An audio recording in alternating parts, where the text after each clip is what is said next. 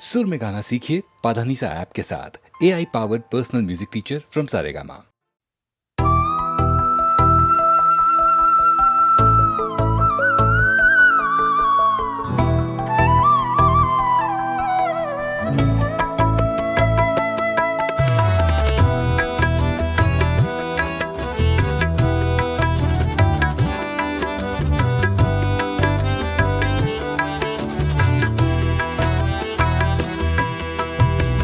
यशोमती मैया से बोले नंद लाला, राधा क्यों गोरी मैं क्यों काला, राधा क्यों गोरी मैं क्यों काला।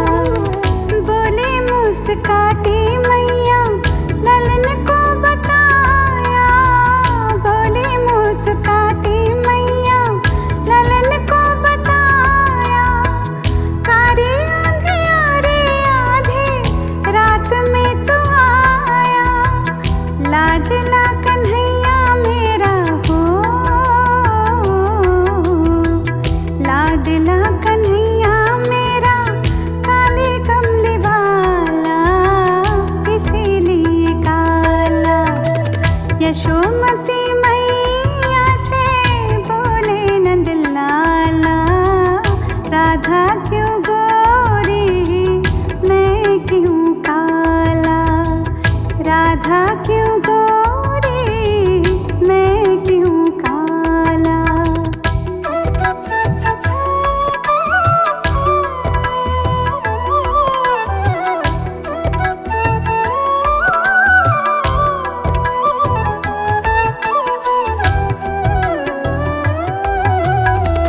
बोली मुस्काती मैया सुन मेरे प्यारे, बोली मुस्काती मैया सुन मेरे प्यारे। गोरे गोरे राधिका के नैन कजरारे, काले नैन वाली ने हो, काले नैन वाली ने ऐसा जादू डाला, इसीलिए काला। यशोमती मैया से बोले नंद लाला, राधा क्यों गोरी मैं क्यों काला, राधा क्यों गोरी मैं क्यों काला।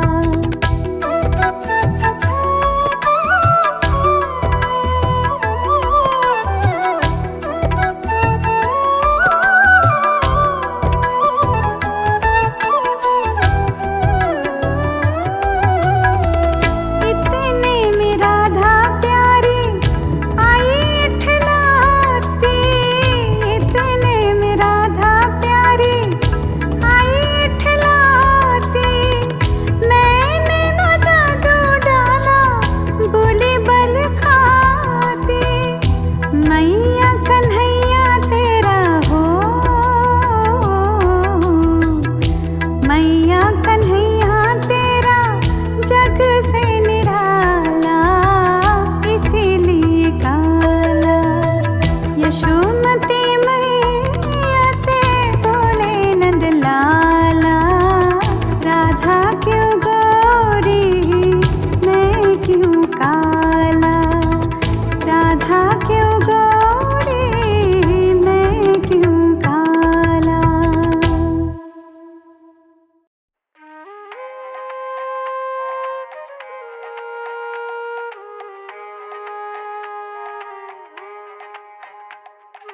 वृंदावन में रहना तो राधे राधे कहना, वृंदावन में रहना तो राधे राधे कहना। इसमें ही सारे सुख, इसमें ही चैना, वृंदावन में हो राधे राधे। वृंदावन में रहना तो राधे राधे कहना, वृंदावन में रहना तो राधे राधे कहना। इसमें ही सारे सुख, इसमें ही चैना, वृंदावन में हो राधे राधे। राधे राधे जप ले मुसाफिर भक्ति रस में रम ले, यहाँ पे प्रेम प्रेम भक्ति में नाच ले गा ले, कल क्या हो ये किसे पता फिर, किसे पता फिर। कस्त्वम को हम कुत अयात, कामे जननी को मैं ताता। मन से तू बचले, मन बड़ा ठग है, ना मैं ना तू ना ये जग है। इसीलिए ले जीवन का मजा, हर खुशी और गम की एक ही दवा। राधा का नाम ही है रास्ता, रा और धा के बीच में है बस कृष्ण समाए। राधे राधे जो जपे वो कृष्ण में हो जाए। वृंदावन में रहना तो राधे राधे कहना, वृंदावन में रहना तो राधे राधे कहना। इसमें ही सारे सुख, इसमें ही चैना। वृंदावन में ओ राधे राधे, राधे राधे, राधे राधे, राधे राधे, राधे राधे।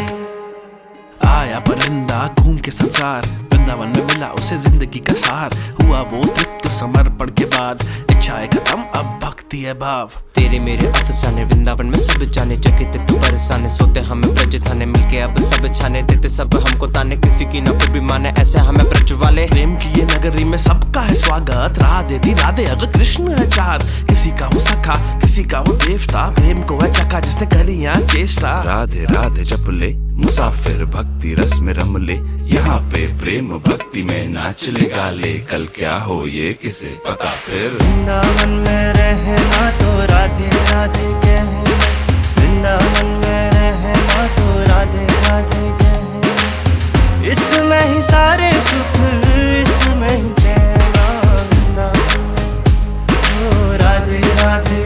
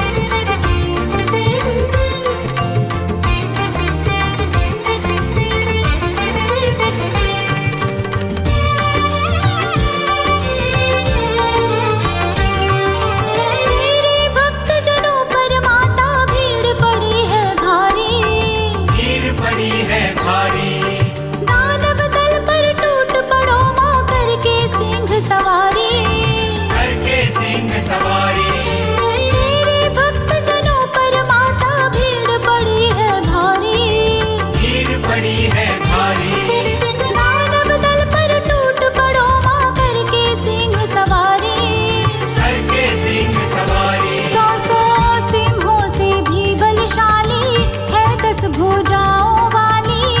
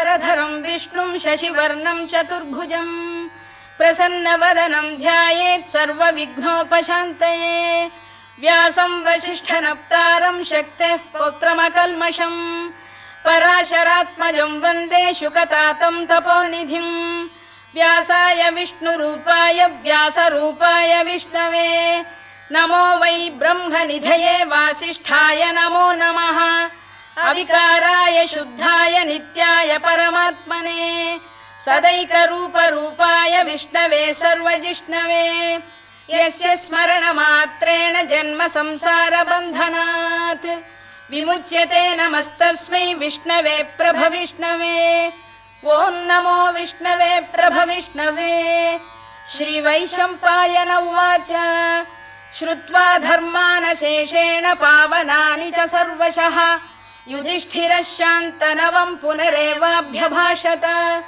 युधिष्ठिर उवाच किमेकं दैवतं लोके किं वाप्येकं परायणं स्तुवन्तः कङ्कमर्चन्तः प्राप्नुयुर्मानवा शुभम् को धर्मः सर्वधर्माणां भवतः परमो मतः किं जपन्मुच्यते जन्तुर्जन्म संसारबन्धनात् श्रीभीष्म उवाच जगत्प्रभुं देवदेवमनन्तं पुरुषोत्तमम् स्तुवन्नाम सहस्रेण पुरुषः सततोत्थितः तमेव चार्चयन् नित्यं भक्त्या पुरुषमव्ययम् ध्यायन् स्तुवन् नमस्यं च यजमानस्तमेव च अनादिनिधनं विष्णुं सर्वलोकमहेश्वरम् लोकाध्यक्षं स्तुवन् नित्यं सर्वदुःखातिगो भवेत् ब्रह्मण्यं सर्वधर्मज्ञं लोकानां कीर्तिवर्धनम् लोकनाथं महद्भूतं सर्वभूतभवोद्भवम् एष मे सर्वधर्माणां धर्मोऽधिकतमो मतः यद्भक्त्या पुण्डरीकाक्षं स्तवैरच्चेन्नरः सदा परमं यो महत्तेजः परमं यो महत्तपः परमं यो महद्ब्रह्म परमं यः परायणम् पवित्राणां पवित्रं यो मङ्गलानां च मङ्गलम् दैवतं देवतानां च भूतानां यो व्ययपिता यतः सर्वाणि भूतानि भवन्त्यादियुगागमे यस्मिंश्च प्रलयं यान्ति पुनरेव युगक्षये तस्य लोकप्रधानस्य जगन्नाथस्य भूपते विष्णोर्नाम सहस्रं मे शृणु पापभयापहम् यानि नामानि गौणानि विख्यातानि महात्मनः ऋषिभिः परिगीतानि तानि वक्ष्यामि भूतये ऋषिर्नाम्नां सहस्रस्य वेदव्यासो महामुनिः छन्दोऽनुष्टुप् तथा देवो भगवान् देवकीसुतः अमृतांशुद्भवो बीजं शक्तिर्देवकी नन्दनः त्रिसामाहृदयं तस्य शान्त्यर्थे विनियुज्यते विष्णुं जिष्णुं महाविष्णुं प्रभविष्णुं महेश्वरम् अनेकरूपदैत्यान्तं नमामि पुरुषोत्तमम् अस्य श्रीविष्णोर्दिव्यसहस्रनामस्तोत्रमहामन्त्रस्य श्रीवेदव्यासो भगवान् ऋषिः अनुष्टुप्छन्दः श्रीमहाविष्णुः परमात्मा श्रीमन्नारायणो देवता अमृतांशुद्भवो भानुरिति बीजम् देवकी नन्दन श्रेष्ठेति शक्तिः उद्भवः क्षोभणो देव इति परमो मन्त्रः शङ्खबृन्नन्दकी चक्रीति कीलकम् शार्ङ्गधन्वा गदाधर इत्यस्त्रम् रथाङ्गपाणिरक्षोभ्य इति नेत्रम् त्रिसामासामगः सामेति कवचम् आनन्दं परब्रह्मेति योनिः ऋतुः सुदर्शनकाल इति दिग्बन्धः श्रीविश्वरूप इति ध्यानम् श्रीमहाविष्णुप्रीत्यर्थे सहस्रनाम जपे विनियोगः ध्यानम् क्षीरोदन्वत्प्रदेशे शुचिमणिविलसत्सैकते मौक्तिकानाम् माला क्लुप्तासनस्थस्फटिकमणिनिभैर्मौक्तिकैर्मण्डिताङ्गः शुभ्रैरभ्रैरदभ्रैरुपरि विरचितैर्मुक्तपीयूषवर्षैः आनन्दीन पुनीयादरिनलिन गदा शङ्खपाणिर्मुकुन्दः भूः पादौ यस्य नाभिर्वियदसुरनिलश्चन्द्रसूर्यौ च नेत्रे कर्णावाशा शिरोद्यौर्मुखमपि दहनो यस्य वास्तेयमब्धिः अन्तस्थं यस्य विश्वं सुरनरखगो भोगि गन्धर्वदैत्यैः चित्रं रम्यते तं त्रिभुवन वपुषं विष्णुमीशं नमामि ॐ नमो भगवते वासुदेवाय शान्ताकारं भुजगशयनं पद्मनाभं सुरेशं विश्वाधारं गगनसदृशं मेघवर्णं शुभाङ्गम् लक्ष्मीकान्तं कमलनयनं योगिहृद्ध्यानगम्यं वन्दे विष्णुं भवभयहरं सर्वलोकैकनाथम् मेघश्यामं पीतकौशेयवासं श्रीवत्साङ्कं कौस्तुभोद्भासिताङ्गम् पुण्योपेतं पुण्डरीकायताक्षं विष्णुं वन्दे सर्वलोकैकनाथम् नमः समस्तभूतानामादिभूताय भूभृते अनेकरूपरूपाय विष्णवे प्रभविष्णवे सशङ्खचक्रं सकिरीटकुण्डलं सपीतवस्त्रं सरसीरुभेक्षणं सहारवक्षस्थलशोभिकौस्तुभं नमामि विष्णुं शिरसा चतुर्भुजम् छायायां पारिजातस्य हेमसिंहासनोपरि आसीनमम्बुदश्याममायताक्षमलङ्कृतम् चन्द्राननं चतुर्बाहुं श्रीवत्साङ्कितवक्षसम् रुक्मिणी सत्यभामाभ्यां सहितं कृष्णमाश्रये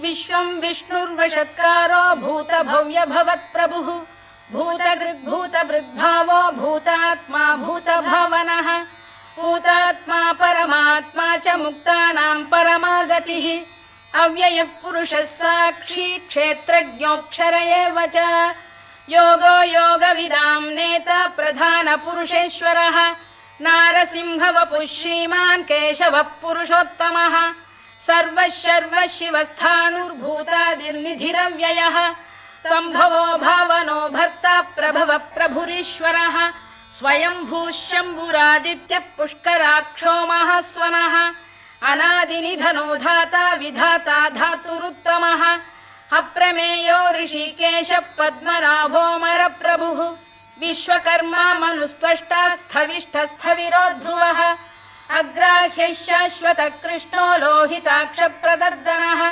प्रभूतस्त्रिककुब्धाम पवित्रं मङ्गलं परम् ईशान प्राणद प्राणो ज्येष्ठः श्रेष्ठः प्रजापतिः हिरण्यगर्भो भूगर्भो माधवो मधुसूदनः ईश्वरो विक्रमी धन्वी मेधावी विक्रमक्रमः अनुत्तमो दुराधर्ष्य कृतज्ञः कृतिरात्मवान् सुरेशः शरणं शर्म विश्वरेता प्रजाभवः अधः संवत्सरो व्याल प्रत्ययः सर्वदर्शनः अजः सर्वेश्वरः सिद्धः सिद्धिः सर्वादिरच्युतः वृषाकपिरमेयात्मा सर्वयोगविनिसृतः वसुर्वसुमनः सत्यः समात्मा संमितः समः अमोघः पुण्डरीकाक्षो वृषकर्मा वृषाकृतिः रुद्रो बहुशिरा बभ्रुर्विश्वयोनिः शुचिश्रवाः अमृतः शाश्वतस्थाणुर्वरारोहो महातपाः सर्वगः सर्वविद्भानुर्विश्वक्सेनो जनार्दनः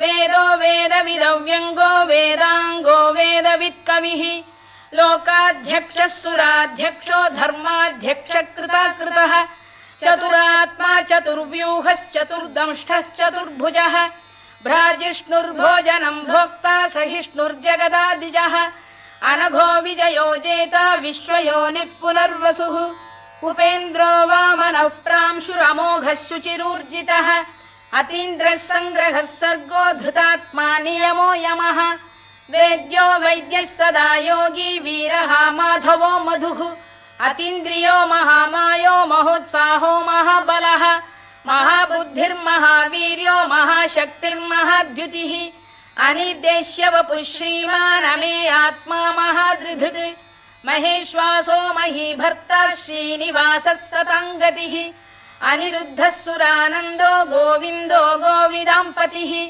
मरीचिर्दमनो हंसः सुपर्णो भुजगोत्तमः हिरण्यनाभः सुतपाः पद्मनाभ प्रजापतिः अमृत्युः सर्वदृक्सिंहः सन्धाता सन्धिमान् स्थिरः अजो दुर्मर्षणः शास्ता विश्रुतात्मा सुरारिः गुरुर्गुरुतमो धाम सत्यः सत्यपराक्रमः निमिषो निमिषस्रग्वी वाचस्पतिरुदारधीः अग्रणीर्ग्रामणी श्रीमान् न्यायो नेता समीरणः सहस्रमूर्धा विश्वात्मा सहस्राक्षः सहस्रपात् आवर्तनो निवृत्तात्मा संवृतः सम्प्रमर्दनः अघः संवर्तको वह्निरनिलो धरणीधरः सुप्रसाद प्रसन्नात्मा विश्वधृक् विश्वभुग् विभुः सत्कर्ता सत्कृतः साधुर्जन्मुर्नारायणो नरः असंख्येयो प्रमेयात्मा विशिष्टः शिष्टकृच्छुचिः सिद्धार्थ सिद्ध संकल्पः सिद्धिदः सिद्धिसाधनः वृषाही वृषभो विष्णुर्वृषपर्वा वृषोदरः वर्धनो वर्धमानश्च विविक्तः श्रुतिसागरः सुभुजो दुर्धरो वाग्मी महेन्द्रो वसुदो वसुः नैकरूपो बृहद्रूपः शिपिविष्टप्रकाशनः ओजस्तेजोद्युतिधर प्रकाशात्मा प्रतापनः वृद्धस्पष्टाक्षरो मन्त्रश्चन्द्रांशुर्भास्करद्युतिः अमृतांशुद्भवो भानुः शशबिन्दुः सुरेश्वरः औषधं जगतः सेतुः सत्यधर्मपराक्रमः भूतभव्यभवन्नाथः पवनः पावनो नलः कामः कामकृत्कान्तः कामः कामप्रदप्रभुः युगादिकृद्युगावर्तो नैकमायो महाशनः अदृश्यो व्यक्तरूपश्च सहस्रजिदनन्तजित् इष्टो विशिष्टः शिष्टेष्टः शिखण्डी नघुषो वृषः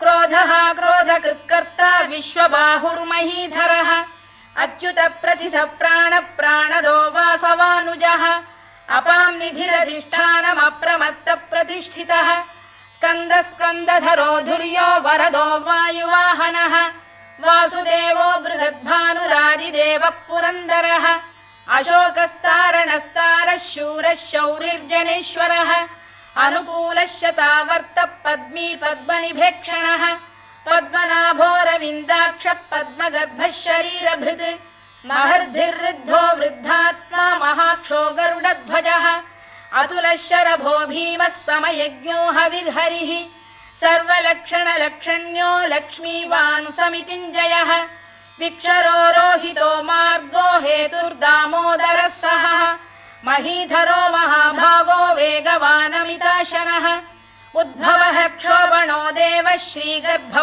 परमेश्वरः करणं कारणं कर्ता विकर्ता गहनो गुहः व्यवसायो व्यवस्थानः संस्थानस्थानदो ध्रुवः परधिः परमस्पष्टस्तुष्टः पुष्टः शुभेक्षणः रामो विरामो विरतो मार्गो नेयो नयोनयः वीरः शक्तिमतां श्रेष्ठो धर्मो धर्मविदुत्तमः वैकुण्ठः पुरुष प्राण प्राणद प्रणवपृतुः हिरण्यगर्भः शत्रुघ्नो व्याप्तो वायुरधोक्षजः ऋतुः सुदर्शनकालः परमेष्ठी परिग्रहः उग्रः संवत्सरो दक्षो विश्रामो विश्वदक्षिणः विस्तारस्थावरस्थाणुः प्रमाणं बीजमव्ययम् अर्थोऽनर्थो महाकोशो महाभोगो महाधनः अनिर्विण्णस्थविष्ठो भूर्धर्मयूपो महामखः नक्षत्रनेमिर्नक्षत्री क्षमः क्षामः समीहनः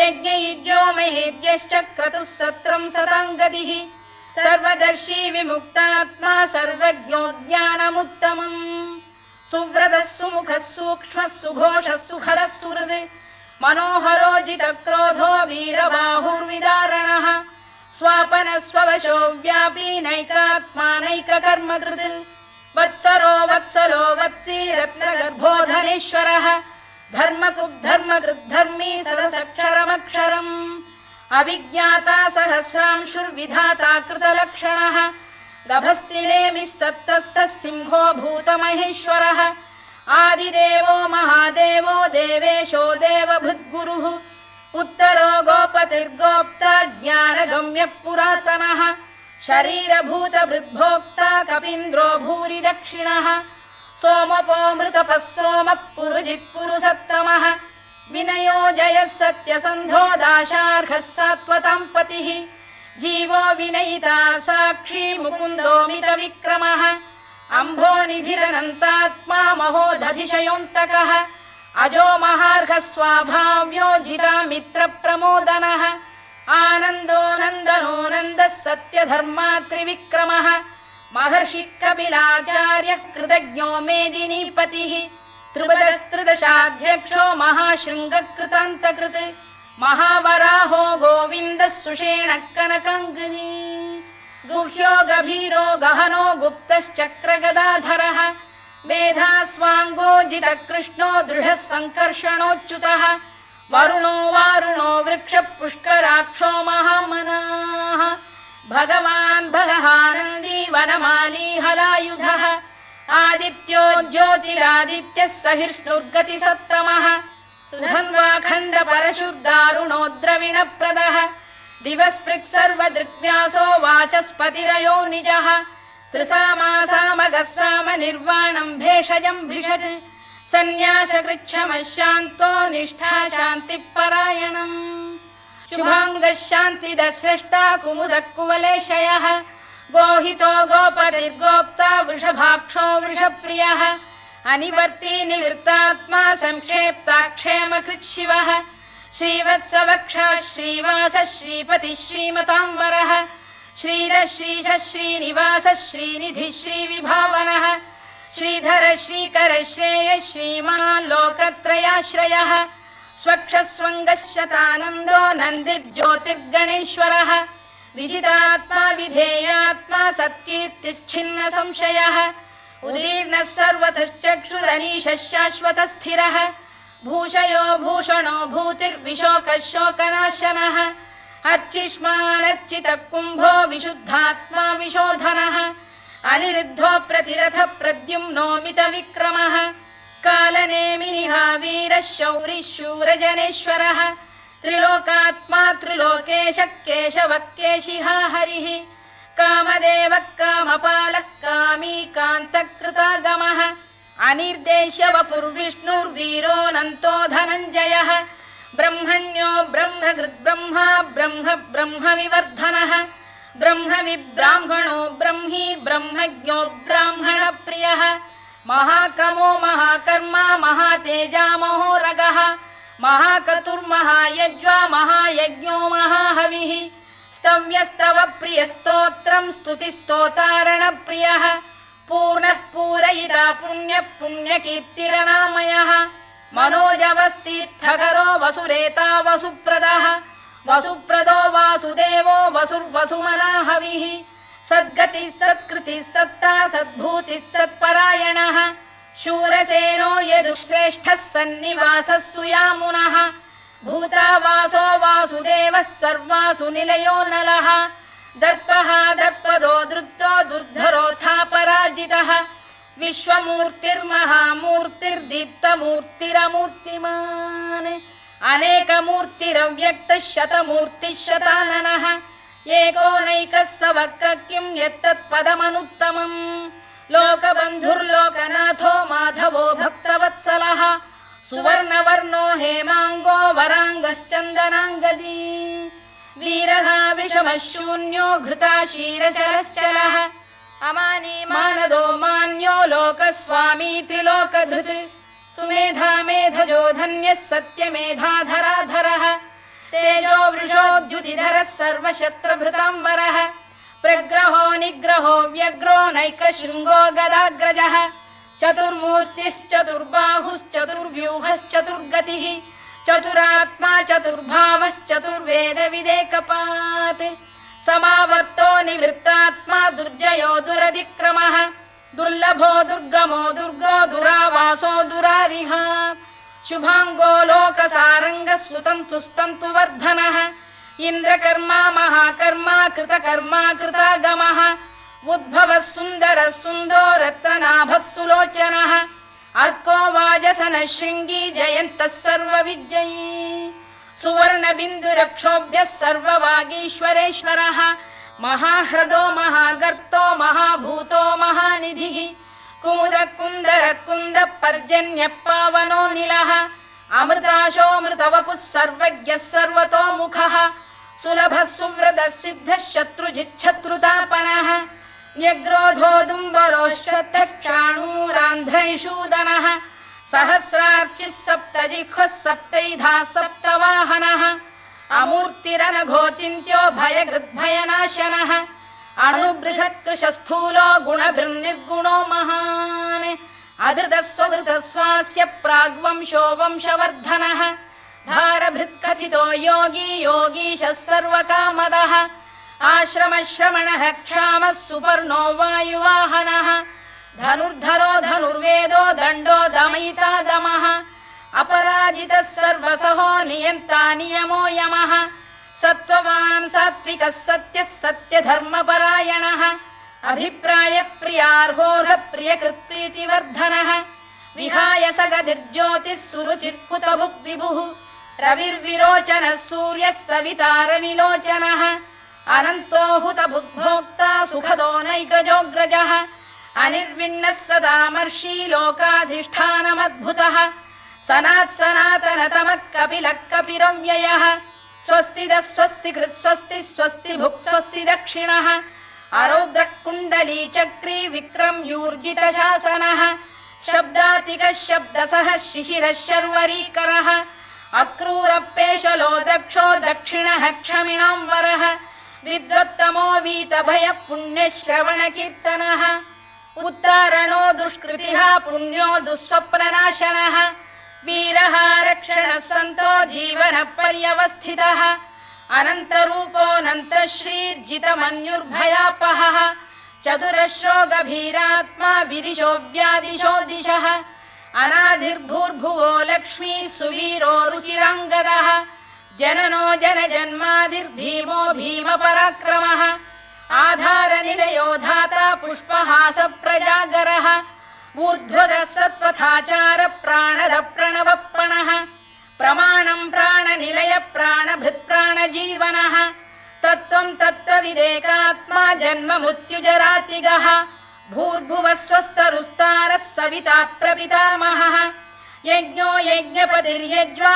यज्ञाङ्गो यज्ञवाहनः यज्ञभृद्यज्ञकृद्यज्ञी यज्ञभुग्यज्ञसाधनः यज्ञान्तकृद्यज्ञगुह्यमन्नमन्नाद एव च आत्मयोनिः स्वयं जातो वैखानः सामगायनः देवकीनन्दनः स्रष्टा क्षितीशः पापनाशनः शङ्खबृन्नन्दकी चक्री शार्ङ्गधन्वा गदाधरः रथाङ्गपाणिरक्षोभ्यः सर्वप्रहरणायुधः सर्वप्रहरणायुधवोन्नम इति वनमाली गरीशाङ्गी शङ्खी चक्री च नन्दकी श्रीमान्नारायणो विष्णुर्वासुदेवोऽभिरक्षतु वनमाली गरीशाङ्गी शङ्खी चक्री च नन्दकी श्रीमान्नारायणो विष्णुर्वासुदेवोऽभिरक्षतु वनमाली गरीशाङ्गी शङ्खी चक्री च नन्दकी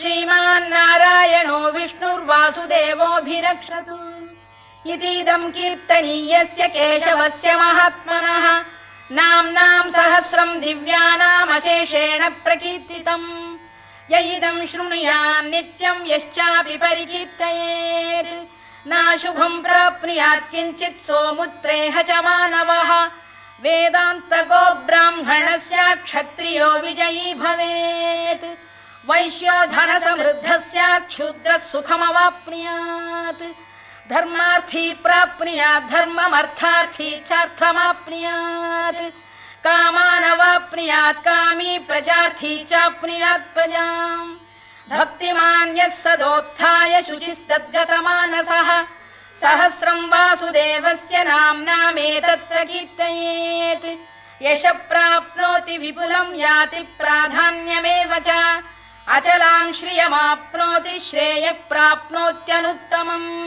न भयं क्वचिदाप्नोति वीर्यं तेजश्च विन्दति भवत्यरोगोद्युतिमान् बलरूपगुणान्वितः रोगार्तो मुच्यते रोगात् बद्धो मुच्येत बन्धनात् भयान् मुच्येत भीतस्तु मुच्येतापन्न आपदः दुर्गाण्यतितरत्याशु पुरुषः पुरुषोत्तमम् स्तुवन्नाम सहस्रेण नित्यं भक्तिसमन्वितः वासुदेवाश्रयो मर्त्यो वासुदेवपरायणः सर्वपापविशुद्धात्मा याति ब्रह्म सनातनम् न वासुदेव भक्तानामशुभं विद्यते क्वचित् जन्म मृत्युजरा व्याधि भयं नैवोपजायते इमं स्तवमधीयान श्रद्धा भक्तिसमन्वितः युज्येतात्मसुखक्षान्ति श्रीधृतिस्मृतिकीर्तिभिः न क्रोधो न च मात्सर्यं न लोभो न शुभा मतिः भवन्ति कृतपुण्यानां भक्तानां पुरुषोत्तमे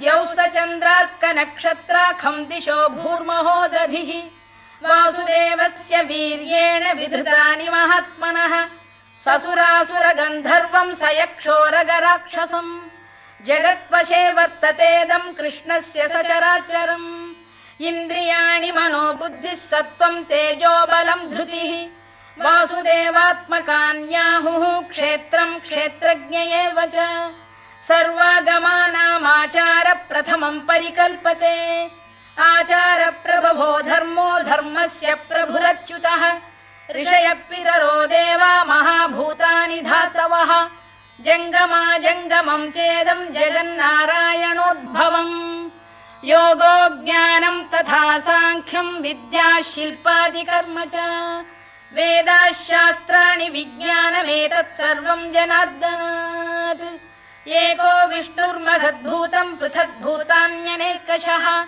त्रीन् लोकान् व्याप्य भूतात्मा भुङ्क्ते विश्वभुवव्ययः इमं स्तवं भगवतो विष्णोर्व्यासेन कीर्तितम् पठेद्य इच्छेत् पुरुषः श्रेयत् प्राप्तुं सुखानि च विश्वेश्वरमजं देवं जगतः प्रभुमव्ययम् भजन्ति ये पुष्कराक्षं न ते यान्ति पराभवम् न ते यान्ति पराभवम् ओन्नम इति अर्जुनोवाच पद्मपत्र विशालाक्ष पद्मनाभसुरोत्तम भक्तानामनुरक्तानां त्राता भव जनार्दन श्रीभगवानुवाच यो मां नाम सहस्रेण स्तोतुमिच्छति पाण्डव सोऽहमेकेन श्लोकेन स्तुत एव न संशयः स्तुत एव न संशयोन्नम इति व्यास उवाच वासनाद् वासुदेवस्य वासितं भुवनत्रयम् सर्वभूतनिवासोऽसि वासुदेव नमोऽस्तु ते वासुदेव नमोऽस्तु ते ओन्नम इति पार्वत्युवाच केनोपायेन लघुना विष्णोर्नाम सहस्रकम् पठ्यते पण्डितैर्नित्यं श्रोतुमिच्छाम्यहं प्रभो ईश्वर उवाच श्रीराम राम रामेति रमे रामे मनोरमे सहस्रनाम तत्तुल्यं राम नाम वरानने श्रीराम राम रामेति रमे रामे मनोरमे सहस्रनाम तत्तुल्यं राम नाम वरानने श्रीराम राम रामेति रमे रामे मनोरमे सहस्रनाम तत्तुल्यं राम नाम वरानने राम नाम वरानन ओन्नम इति ब्रह्मोवाच नमोऽस्त्वनन्ताय सहस्रमूर्तये सहस्रपादाक्षि शिरोरुबाहवे सहस्रनाम्ने पुरुषाय शाश्वते सहस्रकोटियुगधारिणे नमः सहस्रकोटियुगधारिणे नमः ओन्नम इति सञ्जय उवाच यत्र योगेश्वर कृष्णो यत्र पार्थो धनुर्धरः तत्र श्रीर्विजयो भूतिर्ध्रुवा नीतिर्मतिर्मम श्रीभगवानुवाच अनन्याश्चिन्तयन्तो मां ये जनाः पर्युपासते तेषां नित्याभियुक्तानां योगक्षेमम् अहम्यहम् परित्राणाय साधूनां विनाशाय च दुष्कृताम् धर्म संस्थापनार्थाय संभवामि युगे युगे आर्ता विषण्णाः शिथिलाश्च भीता घोरेषु च व्याधिषु वर्तमानाः संकीर्त्य नारायण शब्दमात्रं विमुक्त दुःखाः सुखिनो भवन्तु कायेन वाचा मनसेन्द्रियैर्वा बुद्ध्यात्मना वा प्रकृते स्वभावात् करोमि यद्यत् सकलं परस्मै नारायणायेति समर्पयामि।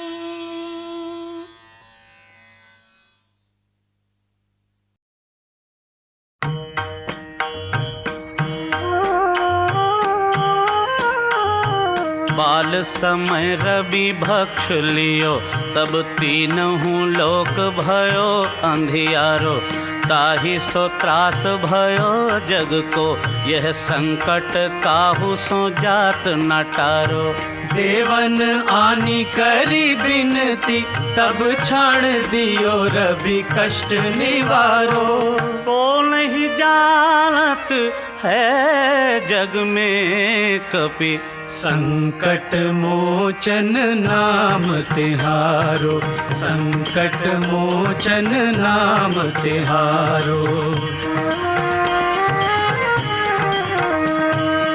बालिक त्रास कपीस बसै गिरि, जात महाप्रभु पंथ निहारो। चौकी महामुनि साप दियो, तब चाहिए कौन विचार विचारो। कै द्विज रूप लिवाए महाप्रभु, सो तुम दास के शोक निवारो। को नहीं जानत है जग में कपि, संकट मोचन नाम तिहारो, संकट मोचन नाम तिहारो। अंगद के संग लेन गए, सिय खोज कपीस ये बैन उचारो। जीवत ना बची हो हम सो, जो बिना सुधि लाए यहाँ पग धारो। फेरी थके तट सिंधु सब, तब लाए सिया सुधि प्राण उबारो। को नहीं जानत है जग में कपि, संकट मोचन नाम तिहारो, संकट मोचन नाम तिहारो। रावण त्रास दई सिय को, सब राक्षसी सो कही शोक निवारो। ताहि समय हनुमान महाप्रभु, जाय महारजनी चर मारो। चाहत सिए अशोक सो आगी सूते, प्रभु मुद्रिका शोक निवारो। को नहीं जानत है जग में कपि, संकट मोचन नाम तिहारो, संकट मोचन नाम तिहारो। बाण लाग्यो और लक्ष्मण के, तब प्राण तजै सुत रावण मारो।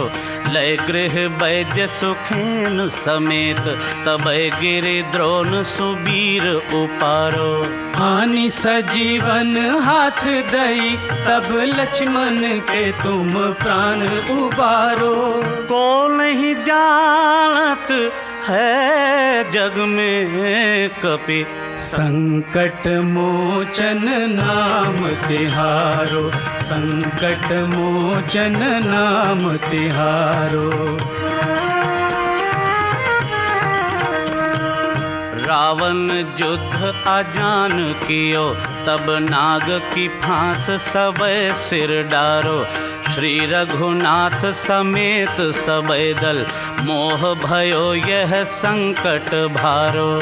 हानि खगेश तबै हनुमान, जू बंधन काटी सुत्रास निवारो। को नहीं जानत है जग में कपि, संकट मोचन नाम तिहारो, संकट मोचन नाम तिहारो। बंधु समेत जबै अहिरावन, लय रघुनाथ पताल सिधारो। देवी ही पूजी भली विधि सो, बलि देव सबे मिली मंत्र विचारो। जाए सहाय भयो तब ही, अहिरावन सैन्य समेत संघारो। को नहीं जानत है जग में कपि, संकट मोचन नाम तिहारो, संकट मोचन नाम तिहारो। काज किए बड़ देवन के, तुम वीर महाप्रभु देख विचारो। कौन सो संकट मोर गरीब को, जो तुम सो नहीं जात है टारो। बेगी हरो हनुमान महाप्रभु, जो कछु संकट होए हमारो। को नहीं जानत है जग में कपि, संकट मोचन नाम तिहारो, संकट मोचन नाम तिहारो। लाल देह लालील से, अरुधरि लाल लंगूर। वज्र देह दानव दलन, जय जय जय कपिसूर। पवन सुत हनुमान की जय।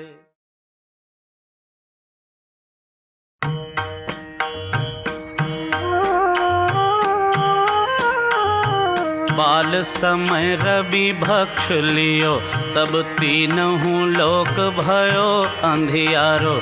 ताहि सो त्रास भयो जग को, यह संकट काहू सो जात न टारो। देवन आनी करी बिनती, तब छाड़ दियो रवि कष्ट निवारो। को नहीं जानत है जग में कपि, संकट मोचन नाम तिहारो, संकट मोचन नाम तिहारो। बालिक त्रास कपीस बसै गिरि, जात महाप्रभु पंथ निहारो। चौकी महामुनि साप दियो, तब चाहिए कौन विचार विचारो। कै द्विज रूप लिवाए महाप्रभु, सो तुम दास के शोक निवारो। को नहीं जानत है जग में कपि, संकट मोचन नाम तिहारो, संकट मोचन नाम तिहारो। अंगद के संग लेन गए, सिय खोज कपीस ये बैन उचारो। जीवत ना बची हो हम सो, जो बिना सुधि लाए यहाँ पग धारो। हेरि थके तट सिंधु सब, तब लाए सिया सुधि प्राण उबारो। को नहीं जानत है जग में कपि, संकट मोचन नाम तिहारो, संकट मोचन नाम तिहारो। रावण त्रास दई सिय को, सब राक्षसी सो कही शोक निवारो। ताहि समय हनुमान महाप्रभु, जाय महारजनी चर मारो। चाहत सिए अशोक सो आगी सूते, प्रभु मुद्रिका शोक निवारो। को नहीं जानत है जग में कपि, संकट मोचन नाम तिहारो, संकट मोचन नाम तिहारो। बाण लाग्यो और लक्ष्मण के, तब प्राण तजै सुत रावण मारो। लय गृह वैद्य सुखेन समेत, तब गिरि द्रोण सुबीर उपारो। हानि सजीवन हाथ दई, तब लक्ष्मण के तुम प्राण उबारो। को नहीं जानत है जग में कपि, संकट मोचन नाम तिहारो, संकट मोचन नाम तिहारो। रावण युद्ध अजान कियो, तब नाग की फांस सब सिर डारो। श्री रघुनाथ समेत सबे दल, मोह भयो यह संकट भारो। हानि खगेश तबै हनुमान, जू बंधन काटी सूत्रास निवारो। को नहीं जानत है जग में कपि, संकट मोचन नाम तिहारो, संकट मोचन नाम तिहारो। बंधु समेत जब अहिरावन, लय रघुनाथ पताल सिधारो। देवी ही पूजी भली विधि सो, बलि देव सब मिली मंत्र विचारो। जाए सहाय भयो तब ही, अहिरावन सैन्य समेत संघारो। को नहीं जानत है जग में कपि, संकट मोचन नाम तिहारो, संकट मोचन नाम तिहारो। काज किए बड़ देवन के, तुम वीर महाप्रभु देख विचारो। कौन सो संकट मोर गरीब को, जो तुम सो नहीं जात है टारो। बेगी हरो हनुमान महाप्रभु, जो कछु संकट होए हमारो। को नहीं जानत है जग में कपि, संकट मोचन नाम तिहारो, संकट मोचन नाम तिहारो। लाल देह लालील से, अरु धरि लाल लंगूर। वज्र देह दानव दलन, जय जय जय कपिसूर। पवन सुत हनुमान की जय।